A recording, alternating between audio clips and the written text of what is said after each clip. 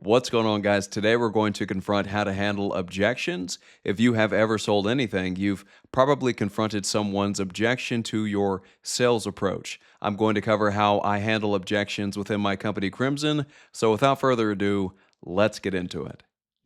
So, an objection is anytime you try to persuade someone to do something and they give you some pushback.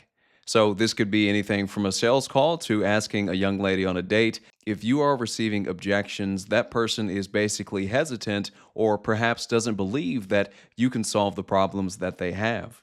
And so, a lot of people freeze when they hear an objection because they think something has gone wrong. But I want to reaffirm something for you.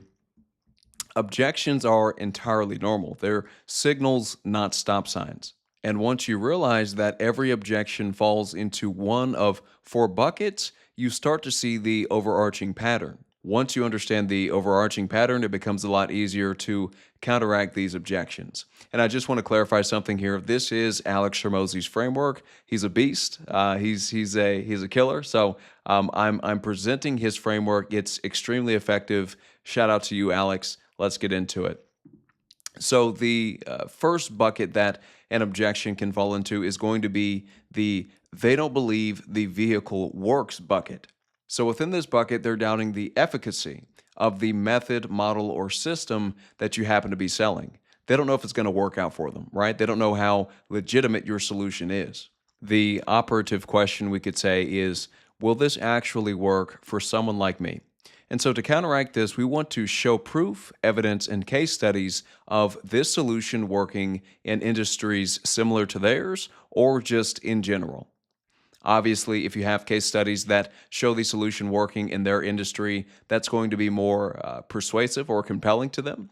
But the basic idea is that your potential client is having trouble seeing this working in their particular industry or context, okay?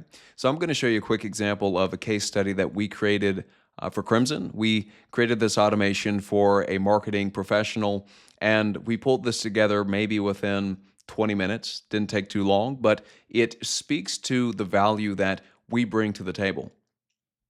So just to walk you through it, we speak to one, the time saved. Okay, so people care a lot about metrics. They don't care about the doodads, the tech stack that you use to build your solution. They care about the outcome that it's going to generate for them. So we spoke to that. And if they wanted to watch me build this, they could click on this, press run. Watch me build the entire automation. So I'm showing proof of work. I'm showing that I'm an actual technician and that I really do this, so to speak. And we just walked them through the challenge and the solution, okay? So what was the issue? They were spending 12 hours per week watching prices on this website, and we built a solution that effectively removes that bottleneck for them. And I go deeper into how to structure a case study within my community compound school. So if you're interested, definitely check that out. But that's the basic idea of this first bucket. Your client doesn't see how effective this could be for them, so you have to show them evidence. You must show them proof. The next objection bucket is going to be they don't believe they can do it. Okay, so the system is fine in their minds, but they don't trust themselves with it. And you see this with a lot of coaching programs. So say you have some method that enables people to lose 15 to 20 pounds within a set period of time. While you believe in that method and while it is scientifically sound, we could say the person that is signing up for it might not trust themselves to be disciplined enough. Okay, so in order to circumvent this, we want to lower the perceived difficulty of achieving the outcome that you are guaranteeing in your offer. We want to show examples of normal people succeeding. Show the average Joe that was once a couch potato, but now has a six-pack and gets all the ladies across town, right? We also want to highlight any support that we might provide within our program or service, just to show them that they're not alone and that while they themselves might not be able to do it alone, that with your help, they most certainly can.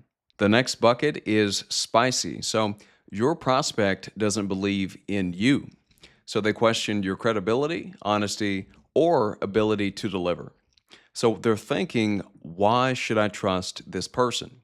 And this is similar to the first section here when they don't really believe the vehicle works. The vehicle in this case is going to be you, right? The operator, the founder, or whatever you want to call it. So in situations like this, it's best not to take it personally because perhaps your client or prospect doesn't know you. So what you want to do here is you want to borrow credibility through social proof.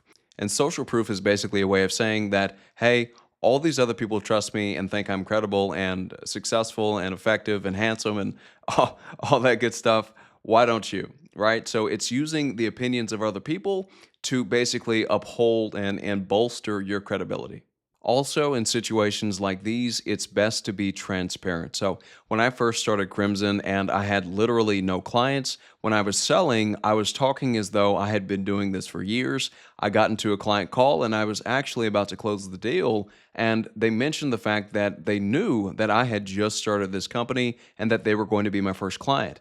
Now, I could have lied in that moment and told them that, hey, I've been doing this for a long time and, there's nothing for you to worry about. But I was actually very vulnerable with them. I mentioned that I know a lot about AI automation, that I'm technical myself, but no, as a matter of fact, I haven't brought on any clients yet. And truth be told, I ended up closing that deal because I built trust with that person. I opened up about a sensitive aspect of my business, and because I shared that with them, they were more willing to trust me and work with me.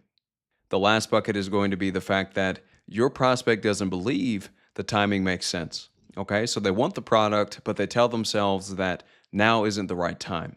And this is an interesting situation to be in because my sales philosophy is you never want to come off as pushy. Okay, if someone doesn't want your product or service, leave them be, right? I want people to work with me because they genuinely see value in what I do, and I wouldn't want to force myself upon anybody. So in these situations, I typically just set up a follow-up cadence. So say they say, hit me back in December or within the next 90 days, I'll simply set a reminder and I'll follow back up with them in that time frame. So sales objections are a normal part of the process. I would not be deterred by them. I wanted to create this video to give you all a simple framework for dealing with them.